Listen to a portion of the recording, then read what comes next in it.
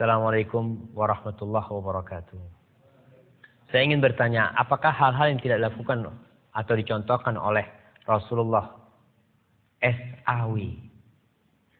Tolong kalau nulis nama Rasulullah, jangan ditulis S.A.W. Ini termasuk orang-orang yang pelit.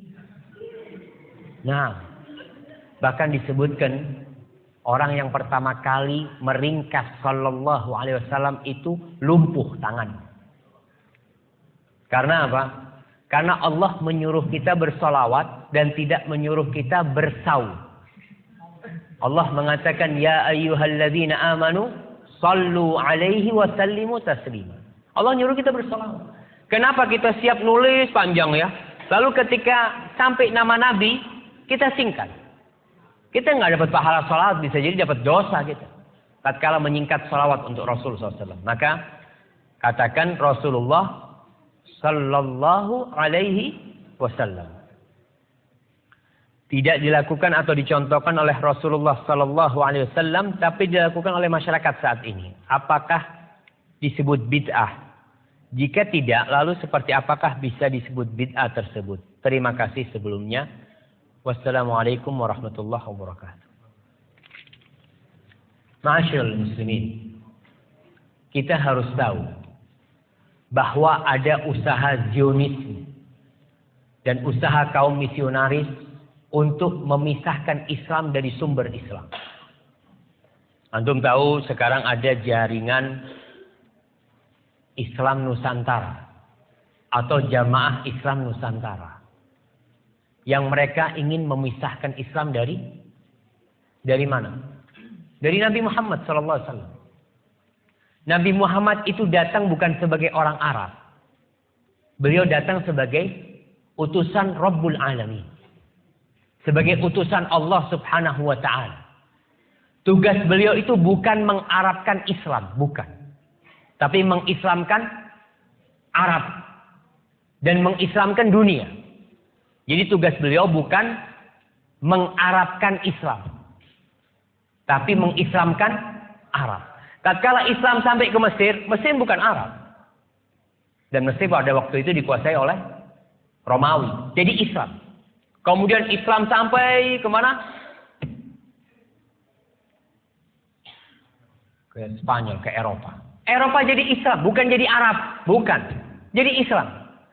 Ketika Islam masuk ke Indonesia, Islam itu mengislamkan Indonesia, bukan mengarabkan Indonesia, bukan. Tapi mereka berpikir, mereka ingin memisahkan Islam dari Arab. Nggak bisa. Islam dipisahkan dari Arab, gimana mau dipisahkan? Nabinya orang Arab. Al-Qur'annya bahasa Arab. Apa bisa sholatnya diganti bahasa Indonesia? Karena Islam Nusantara, sholatnya jangan pakai bahasa Arab lah. Kita kan di Indonesia. Jadi Allah Akbarnya diganti Allah Maha Besar. Gimana ya, Ma? Jadi kalau dikatakan bagaimana masyarakat kita, itu yang terjadi dengan masyarakat kita. Jadi ingin memisahkan Islam dari Islam. Jadi ingin menjadikan Islam itu menjawakan Islam. Jadi Islam dibikin Jawa. Kemarin dimulai dengan membaca Al-Quran pakai lagam Jawa. Jadi Islamnya dijawakan, bukan Islam ini mau mengislamkan Jawa. Karena agama yang diridhai Allah Subhanahu wa Ta'ala adalah Islam. Jadi kemanapun kita pergi, kita akan mendapatkan Islam itu satu. Nggak ada Islam Arab, nggak ada Islam Mesir, nggak ada Islam India, nggak ada Islam Eropa, nggak ada Islam Afrika, nggak ada Islam Australia, nggak ada Islam Malaysia. Yang ada Islamnya Nabi Muhammad sallallahu alaihi wasallam. Inna ad-dina 'indallah al-Islam. Islam yang mana? Yang dibawa Rasulullah sallallahu alaihi wasallam. Kalau mau ada nabi baru di Indonesia, sudah berusaha. Kemarin di Indonesia ada nabi namanya Ahmad Musaddiq. Iya. Ngaku jadi Rasulullah, muncul Lia Eden. Muncul orang-orang mau bikin agama baru. Jelas orang menolak, tapi sekarang usahanya dibalik. Bagaimana mengislamkan atau menjawakan Islam? Indonesia ini ada berapa bahasa saya mau tanya? Ada 300 lebih bahasa di Indonesia.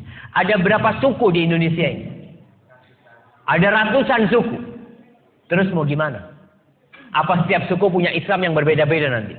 Ini Banyuwangi Using, Islam Using. Ada Islam Madura, ada Islam Sunda, ada Islam. Nggak mungkin jamaah. Dan itulah usaha yang perlu diperbaiki ya. Bahwasanya agama yang diridhai Allah ini agama Islam, bukan agama Jawa, bukan Islam Jawa. Terus bagaimana dengan kita lihat tradisi-tradisi? Orang memang kalau kita lihat, ya ana harapkan ada di antara antum nanti yang memiliki niatlah untuk memberikan manfaat kepada orang. Di Indonesia banyak tradisi-tradisi Jawa. Ketika Islam masuk ke Jawa, Islam itu melalui 2 periode. Yang pertama, periode pengislaman Jawa, pokok Islam. Orang Jawa pokok Islam. Dia mau sholat, nggak sholat, yang penting Islam. Dulu ada acara namanya sekaten. Sekaten itu dari syahadaten. Jadi orang dulu masuk pokoknya syahadat dulu. Mau sholat, nggak sholat, nggak apa-apa. Lalu kemudian Wali Songo, ulama-ulama yang datang ke Indonesia ingin menyempurnakan Islam itu. Islam yang sudah masuk ke Indonesia. Tapi penyempurnaan Islam itu tidak pernah berhasil sampai hari ini. Karena ketika mereka sedang berusaha menyempurnakan Islam, masuk Belanda dengan salibnya. Masuk Belanda dengan salibnya. Masuk Belanda dengan misionaris.